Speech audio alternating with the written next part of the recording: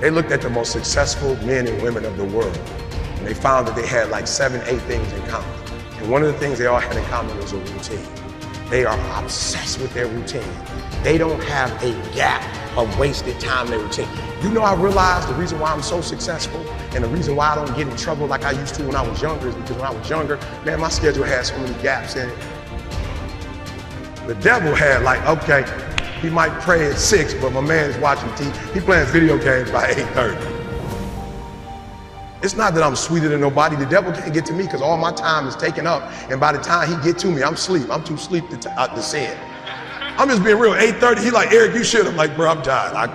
Come back to me tomorrow. You know what I'm saying? Like, tip me tomorrow, bro. I'm about to go to sleep. I'm good. My body said, all you gotta do is put your shoes on. That's the hardest thing you gotta do. Just put your shoes on and I'll do the rest. I can't put your shoes on for you, but put your shoes on and then just go. And I just went and I was walking do the 11 incline, boy, and I was just walking for an hour and I was just like, you know what, it's almost an hour. I don't feel like running. My body was like, don't even worry about it. We'll get to that when we get to it.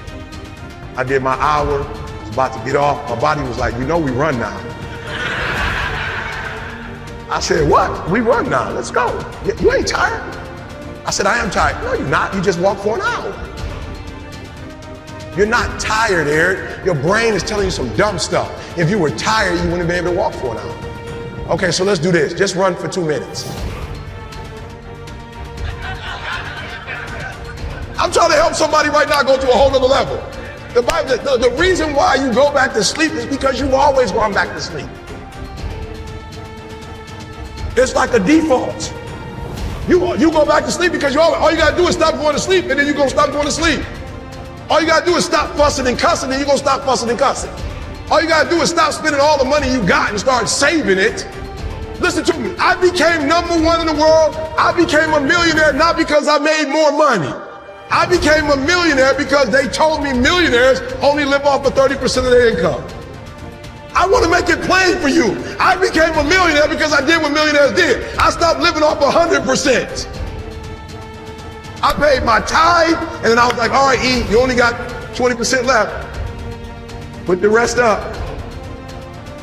So the first thing I did, listen to me, the very first thing I did to become rich, somebody said, E, to be rich, put 6 months of your earning to the side.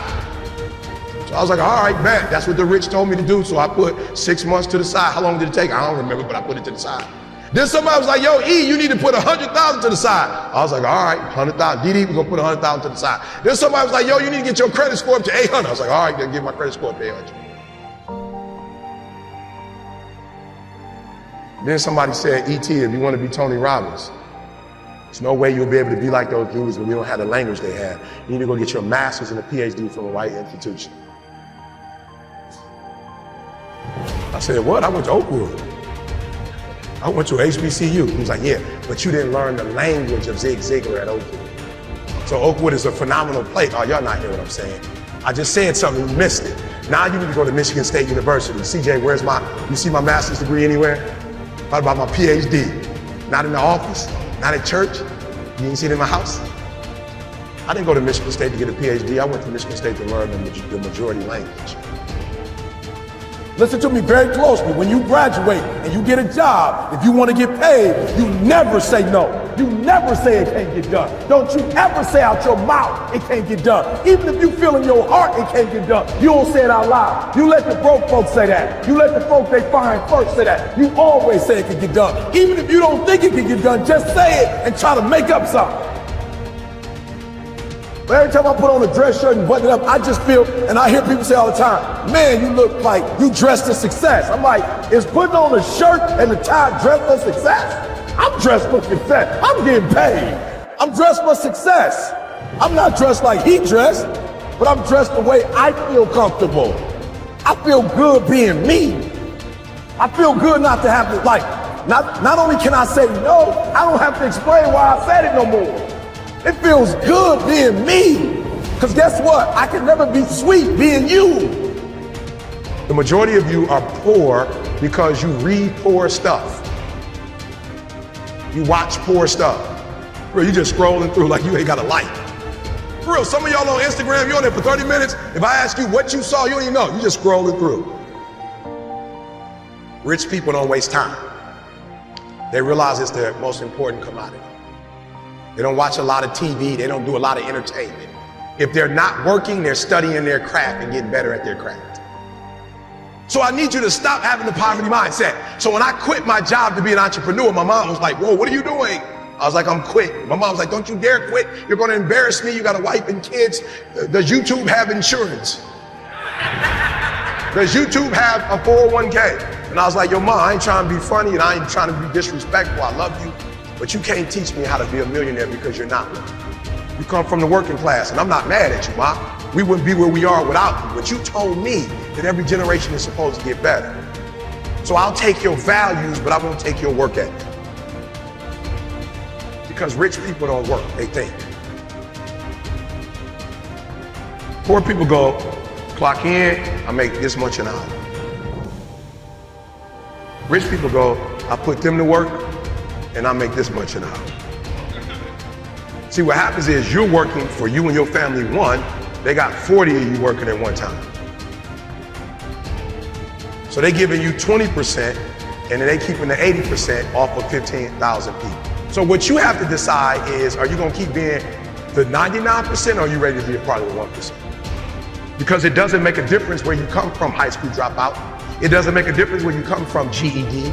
It doesn't make a difference where you come from, a 17-year-old mom that got pregnant. It doesn't make a difference where you come from, took 12 years to get a 4-year degree. It doesn't make a difference. You know what makes a difference? What makes a difference is when you become a 99% or a 1%.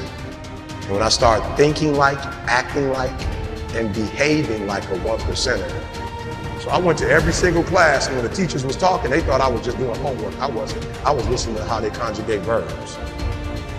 I was listening to how they tell stories. I was like, ooh. I peeped it out, y'all. They way more linear. So that I realized when you do corporate, it's A, B, C, D, E, F. It's 1, 2, 3, 4, 5. It's topic, body, body, body. It's topic, support, support, support, conclusion. I need your language though if I'm gonna compete. I need your rules if I'm gonna compete. I need your codes if I'm gonna compete. The problem with most of you is you don't have a 1% language. You got a poverty language. There was a language that I needed to learn. Does it mean I need to abandon the language that I learned? Absolutely not. Don't be average, like for real, for real. Whatever it is you do, do it, and take a different perspective. Listen to me very closely. The problem I have with most kids, if I tell you what it takes, most of you will die of exhaustion. You pass out before you reach 10,000 hours. You just pass out. You don't got the heart for it. You don't have the stamina for it. You couldn't take what it really takes. Just for those of you who don't know, when they came from Africa and were enslaved, they didn't move them to San Diego. They wasn't doing God in San Diego. I just want to give you some perspective. They were in Mississippi, Alabama. It was smoking hot, and they didn't quit and they didn't give up because they said, we're going to get through this for the next generation. Come on. Our Latino brothers and sisters who were migrant workers, they in the heat. There wasn't no AC. And the stuff that y'all complain about, the stuff that y'all think is like hard,